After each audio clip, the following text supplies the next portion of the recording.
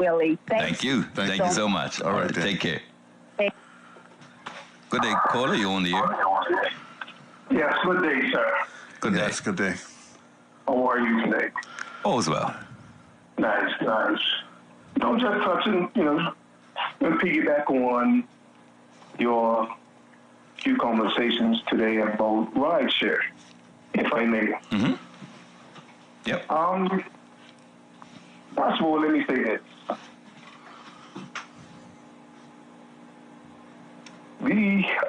I think there's a major conflict of interest going on when it comes to rideshare. You wonder why they're pushing it so much? The one dispatch that I know that can actually, or who's actually doing what rideshare will be doing right now is Hitch. Yep. They're using taxis to do exactly what rideshare will be doing. Rideshare is Uber by another name. Absolutely. Mm-hmm. Yep. Now, the sad reality is, though, that if you do some background checks and find out who are some of the main components of Hitch or shareholders of Hitch, the leader of this country will be one of those persons. Oh, yeah, but that was declared in part. I would say that's not even a secret. Exactly. The current minister owned 2 taxis. Not only does he have 2 taxis. No, owned.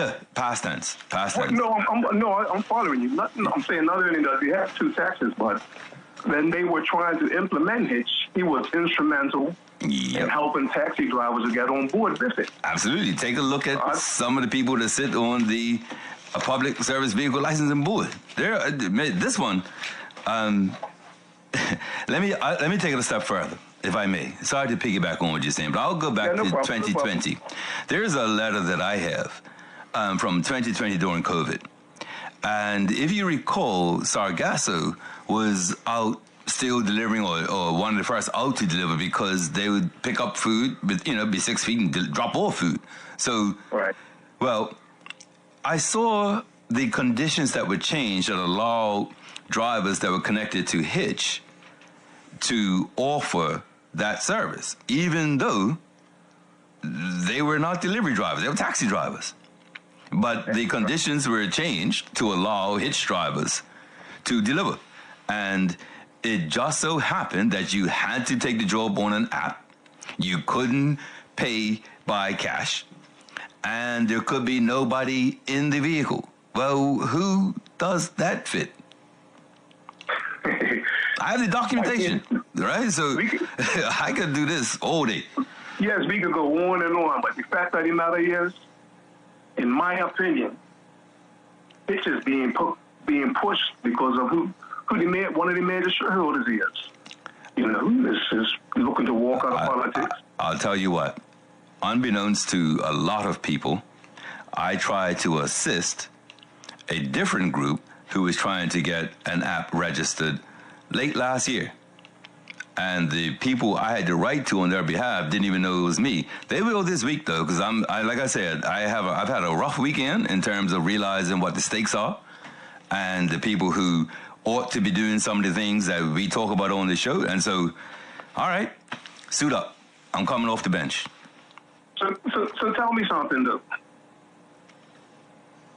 In the House of Parliament, if people know about the leader of this country being a major shareholder of Hitch, and knowing Hitch is one of the platforms that can accommodate rideshare, the transport minister also played a major part in getting Hitch to where it is today. This is not a major conflict of interest, like I think so.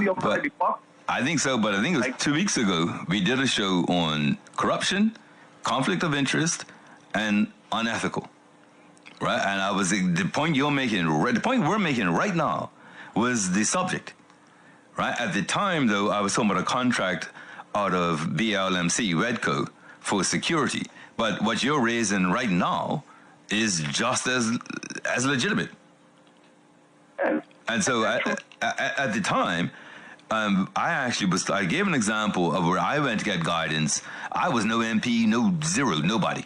But I went to go talk to the procurement office because I had done a business plan and I was a consultant to a Minister of Tourism, and I didn't want to sell this plan, and people think that they're getting a blight because I've got this business plan. Then I go see him, I'm nobody. And the person told me the best that I can tell you today, which was people know people in this country, and the best you can kind of do when it comes to conflicts of interest is, does everybody know? So the knowledge is what's supposed to happen. Well, that again isn't enough. So every MP is supposed to write down a form that is their register of interest. It's on parliament.bm right now. So if you go to parliament.bm, I think it may be under House Business or About, and every senator or every MP, all 36, they list in terms of the form, whether they get paid from this, whether they have any government contracts. And in the beginning, you would be stunned about the MPs who worked for GMD, the then parent owner of Hitch. So there were MPs and ministers who worked under the owner of that company. But that was all, I can tell you that because it's published. That's what I was saying about the difference between sort of what's hidden and corrupt, or thought to be corrupt, and what is just blatantly done. And the people, that's why I disagree with Willie about what we can do, mate. The level in this country of in-your-facedness is such that I don't even know how you confront. Like I'm saying, but sorry. No, not to cut you. Truth be told, especially when it comes to the taxi industry, your premier, like most other premiers, knows that taxis, earners, and drivers, it's so many of them, it's so hard for them to come together to attack this as one, and they know that. So rather than try and help with that, they use it to push, especially they got an agenda that's pertaining to your pocket. They use it to push their agenda. So the collective... I mean, I'm not saying taxes are perfect, you know. No, me either. Me either. And the Taxi Association have said it and have all gave them other avenues to use. But they're not hearing anything. Like you say, I'm not pushing this agenda simply because at the end of the day, it's going to benefit them and whoever else is part of that particular company. You got it. And who knows, there might be other companies around that they're part of also, but this one right now is in the limelight. You know what I mean? Mm-hmm.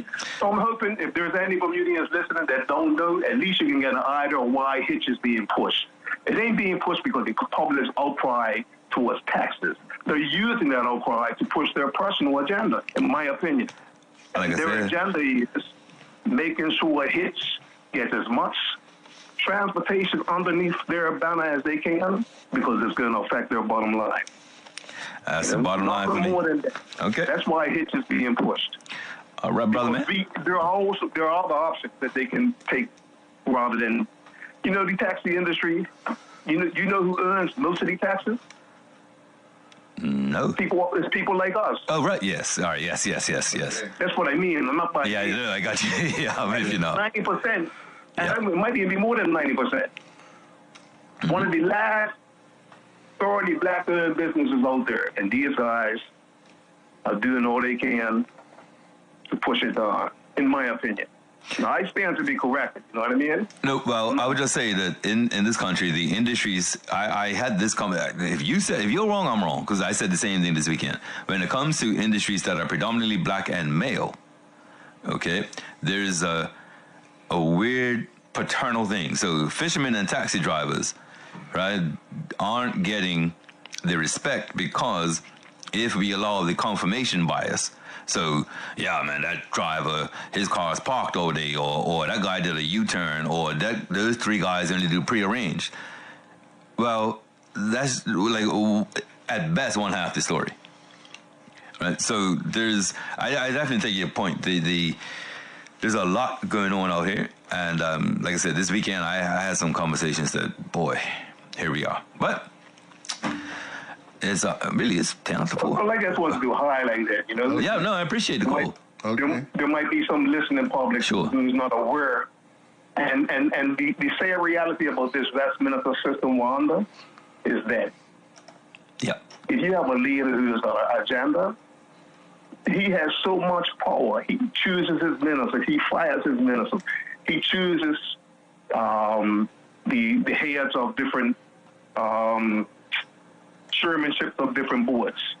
Some of which also get paid. He helps people get jobs in different parts of government. Nobody wants to ruffle his feathers, so there's a law to get away with anything. It's got to be support of. Well, I mean, if you look, but see, this is new, right? If you remember, and one of the things that stunned me, that let me try to do a proper word here, because the word almost just came running out, but I wonder, let's say, they talk about chromosomes, right? Men and women. Okay, so one's got one XY and one's, okay? Well, who do you, really? I would say, Ancola, one premier knew there were 3 people who wanted their job, and they were all in cabinet. Yes. Webb, Brown, Butler, not so much Butler, but, right? Webb and Brown most definitely wanted premiership. Right. Right? Hudson challenged for it. Yes. And they were in her cabinet. Whereas the person who would be respected as finance minister isn't even allowed in cabinet because they had a falling out. Mm-hmm. Yeah. You see the difference between strength and not strength? I'll say not strength. All right, well, brother, we got to get on up here. Okay. All right, thanks a lot. Last word before I go. Yes, sir. People be mindful. Mindful, I like that. Whoever this premier is backing for the next premiership, be mindful of that. Brilliant. Because it's for a reason. There we go. Anyway, enjoy the rest of Yes, sir. Okay, you take care, my brother. Yes, sir. Really, it's 4:15. Already? Yep, and remember, we got instructions for them to go, but I don't know how to... I beg you, take one more. Hello, caller, you're on the air. Good afternoon. Yes, good afternoon. I am so glad you brought this topic up because you know what? Corruption to the hilt with this whole taxi thing. Because even the wife is a director of Hitch. Oh. I didn't even know that. If you go up on the Register of Companies, her name is there as a director. Thank you. Okay. So he's getting paid on both sides. And what the local public do not realize is that a lot of the issues that the taxi drivers are facing, which they claim to be causing this new regulation to come into place, stems all from TCD. Yes. Because TCD are not doing their job. Absolutely. Ooh. Yep. Wow. I got a list actually from the some taxi drivers, and more enforcement and more traffic officers is one of the biggest things they ask for. That is one of the biggest things, and here's the disparity. Give us temporary taxes. There it would make you so much go. go into the purse with temporary taxes rather than putting on this ride share at $1,000. There we go. That's where I was. Where and on top of that, if they can't regulate, regulate the taxes they have, if they don't have enough officers out there working 24/7 to assist us to make sure that our taxi drivers are doing what they're supposed to be doing. You got it. How are they going to regulate these? There's the other ones at night, not even lit up. Yes, exactly. Okay? Yep. The dispatch companies have not provided any type of data to support what the minister is saying. Minister Ted Ron is saying that he has consulted with the taxi drivers. No such thing has happened. Nope. And we know we are not perfect. Of course. But when you've got all the flights landing at the same time, during the summer months, you can have over 10,000 passengers. That excludes the staff up in dockyards.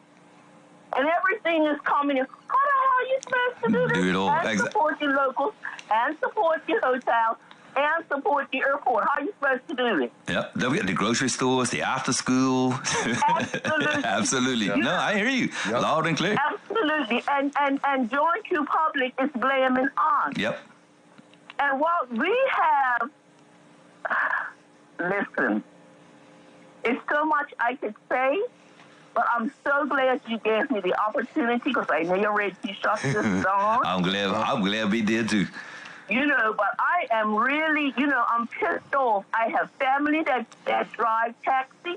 I have close friends that they do the short runs, the long runs. Yes, you do have some of you that don't want to do the short runs. All they want to do is chase the dollar. Yep. But this is an industry coming from all nationality, all colors. Exactly. Yes. Exactly. And it's one of the biggest ones. Some people. And this fool is going to put in rideshare, which will destroy this industry that our forefathers have worked very hard for. Sounds like the bartending industry. Government is not for their people. Mm-hmm. Yes, ma'am. And I'm compelling anybody that's out there that heard my voice. If this bill gets passed, tonight get in contact with anybody in the Senate who could shut this crap down. Because this is ridiculous. I agree. Thank you so much for saying it. You have a very good night, too. All righty. Goodbye. Right. All right, Billy. We're not taking any more calls, right? No. Okay, good. That was a very good... Look, from the front lines, okay? And that's the breach of trust, right? I think the average person would hear, oh, right, sure, it must be... Yeah, I think that it's hard to get taxes, right?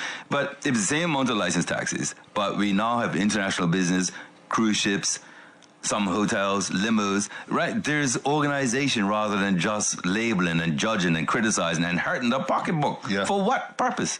Pocketbook. Just gave my age wave that one, didn't I? Mercy me. Yeah. Really, you want to come back? Oh, I'll be here. All right. God willing. We need to, pop one out? Oh, yeah. Okay. Well, thank you so much, callers, listeners. I think we've changed gears on the show. We will still do history and some of that. We're going to do that stuff. Like, I can't wait to tell you how the roads were named in Hamilton. I'm looking forward to that, too. Yeah, it's going to be good. Oh, and the other one, Bermuda nicknames. We got that, too. Yes. Well, Billy, you have a good evening, right? You as well. I'll see you on Wednesday. Yes, sir.